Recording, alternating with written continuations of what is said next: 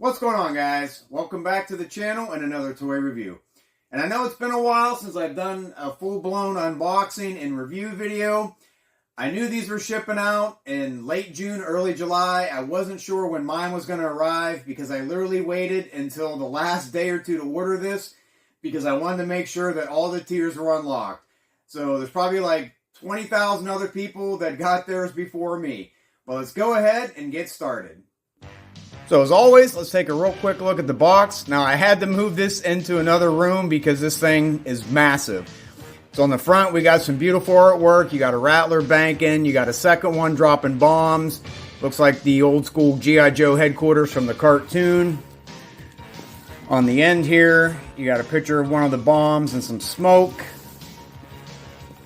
On the back, we got some more artwork showing the Rattlers. All the fine print at the bottom there. And another Rattler there launching all of its missiles. Let's take a look at the top.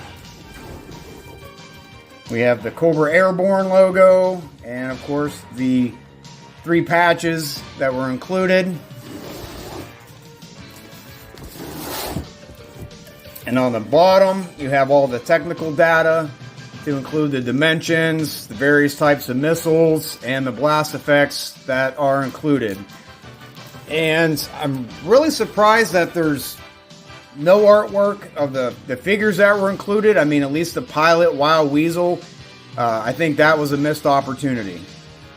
Here's box number 1 on the top. Once again, we have the 3 patches, the Tank Smashers, the Cobra Airborne, and the Fly Swatters. They are really promoting the hell out of those.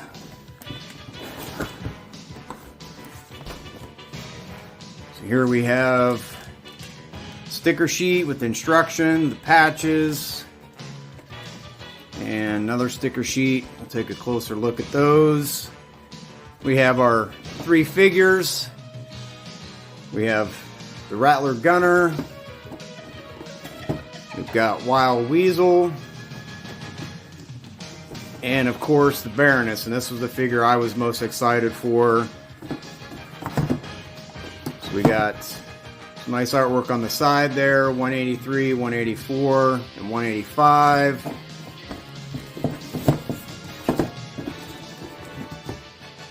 And on the back, we got some nice artwork which just basically duplicates the box art. So we got a tray with blast effects, some missiles, the panel, the ladder, and then we have the trays with the other missiles and looks like the mounts.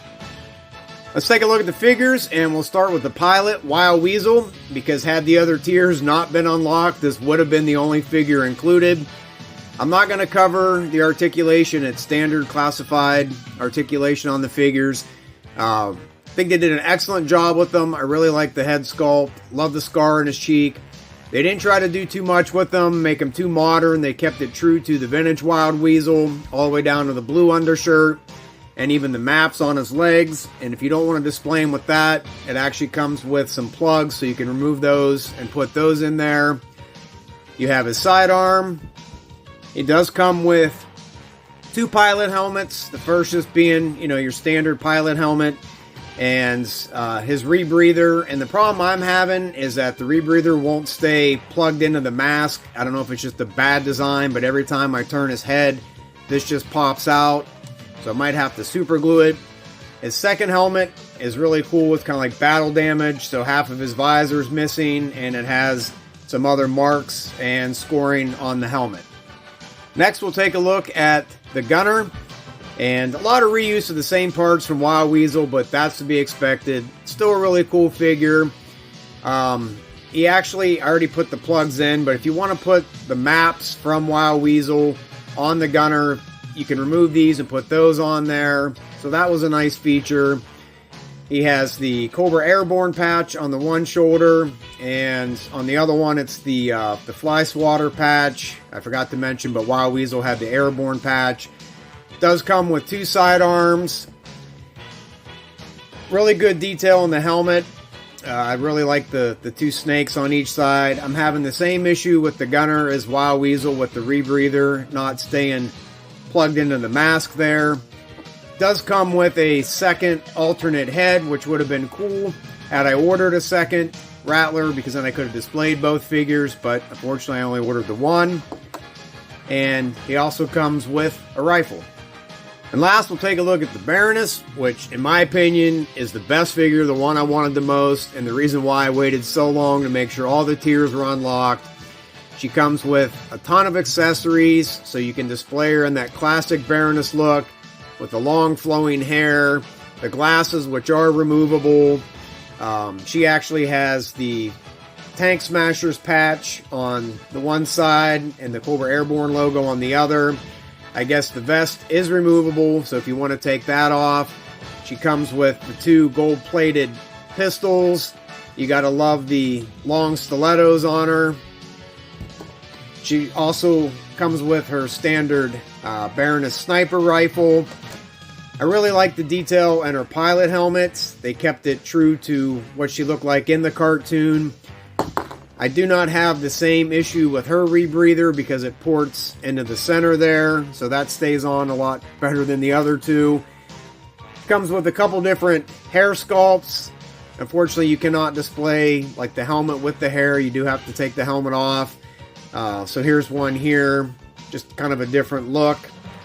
And the last one, kind of slicked back, her hair's in a bun. And she also comes with a set of headphones or hearing protection. So here's the instruction sheet. Looks pretty straightforward. Take a look at that later. As far as the stickers, here's sheet number 1. And it's really nice that they give you all these so you can customize your Rattler. I don't know how many I'm going to put on because I don't want to clutter it up.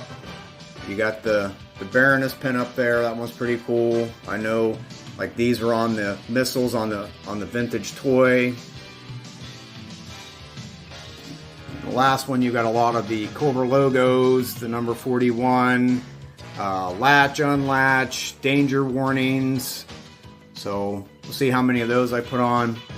As far as the patches, I could honestly care less about these. I don't have a nerd vest to put these on. And a lot of people were pissed off that these are what they included, you know, for one of the tiers. And if you really have your heart set on these, don't worry. Now that these are out, I'm sure somebody on eBay will start mass producing these. Here are all the armaments. You have your two short-range missiles. Have your two Renegade missiles. And the top comes off just like it did with the vintage Rattler. You have your two rocket launchers. You have the 6 unguided bomb clusters. You got your 2 nukes. The skull on the one, and the warthog on the other says best regards. And you've got 2 of these cluster bombs. So that was kind of a nice touch. Here's box number 2.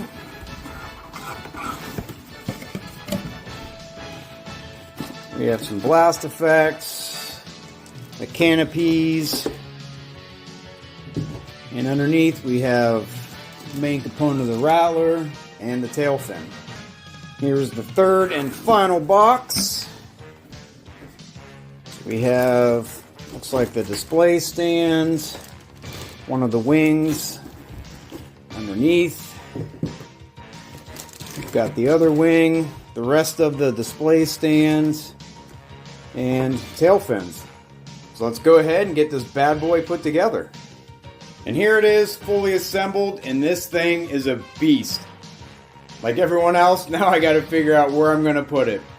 Definitely measures almost 36 inches long, 32 inches wide. As far as some of the features, the engine covers here, they do lift up. There's some really nice detailing in there. And these are hinged, so unlike the vintage Rattler, you don't have to worry about them falling off. Here we have your panel, and you can change this out for the battle damage panel. And I really wish they would have done a second one of these. You have your ladder here that pulls out to get into the cockpit. The turret does swivel 360 degrees. You do have slight range of motion as far as the guns pointing up.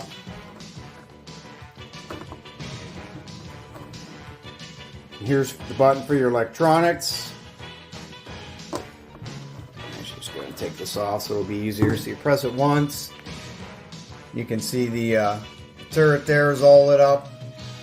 Really excellent detail in this. I wasn't sure what to expect because this is my first HASLAB.